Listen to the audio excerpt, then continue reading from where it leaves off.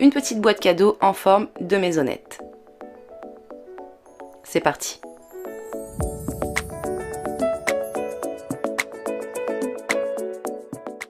Donc pour commencer, je prends un morceau de carton, donc classique.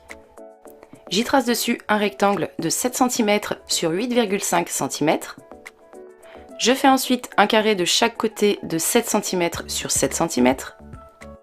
Je détermine ensuite le centre de ce rectangle. Je trace un trait de chaque côté d'une longueur de 7 cm. Je trace ensuite un trait ici et là d'une longueur de 9,5 cm. Je relie ensuite tous mes points ensemble.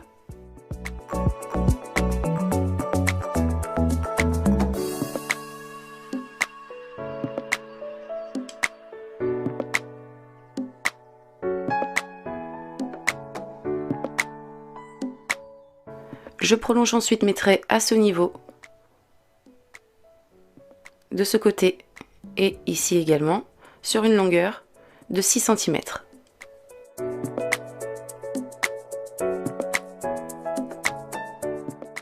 Ensuite, je relie mes points des deux côtés de façon à obtenir des pointes,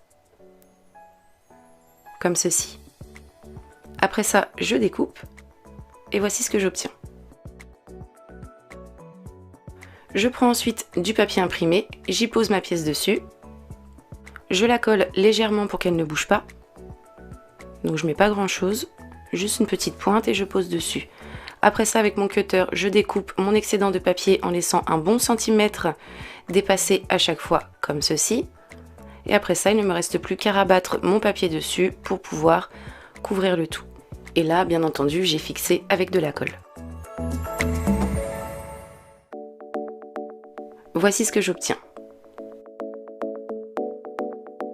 Je continue de nouveau avec un morceau de papier imprimé, j'y pose ma pièce dessus, avec un crayon je fais le contour.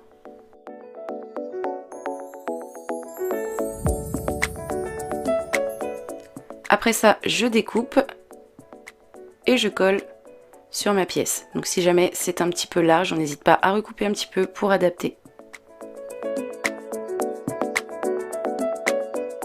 Je plie ensuite ma boîte à l'aide d'une règle.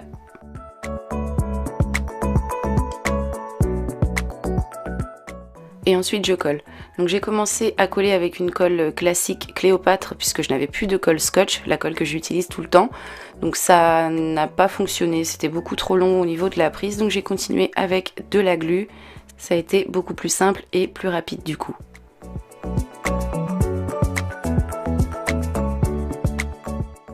Ensuite, j'ai continué avec un morceau de carton que j'ai découpé aux dimensions de 18 cm sur 8,5 cm, que j'ai recouvert des deux côtés avec du papier. Ensuite, j'ai déterminé son centre et je suis venue plier à l'aide d'une règle. Donc voilà le toit de ma maisonnette. Je vais la coller, mais uniquement d'un côté.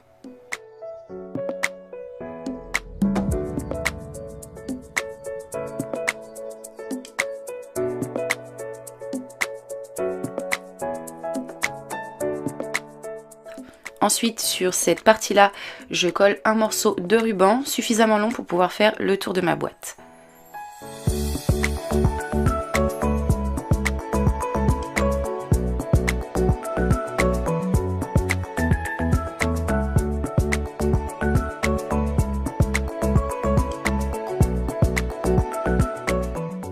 Pour sceller le tout, on met un petit point de colle.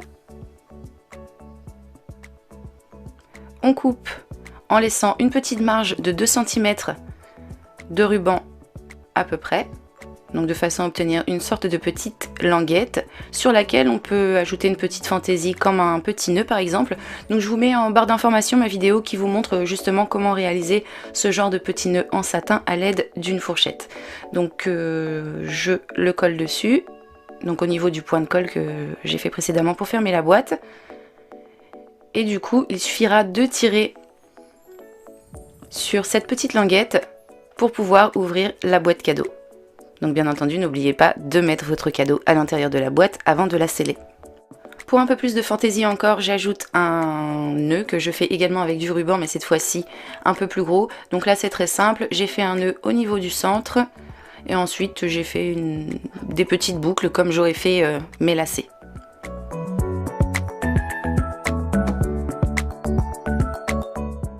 Donc je mets le tout en place pour obtenir quelque chose de joli.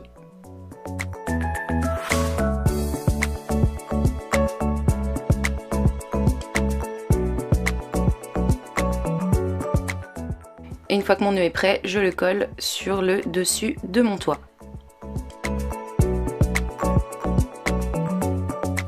Voici ce que ça donne.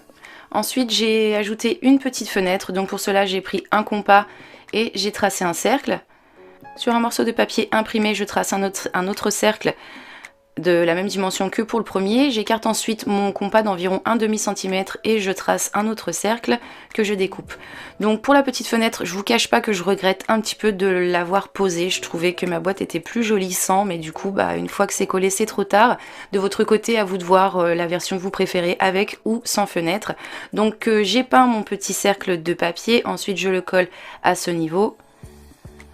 Et ensuite, je viens poser dessus cette pièce pour faire un petit contour à ma fenêtre.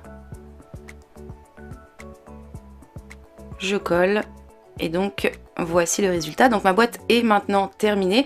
De votre côté, n'hésitez pas à me donner votre avis, à me dire quelle version vous préférez du coup, avec ou sans fenêtre. Je suis curieuse de le savoir. Et voilà, en attendant de vous retrouver comme d'habitude pour de prochains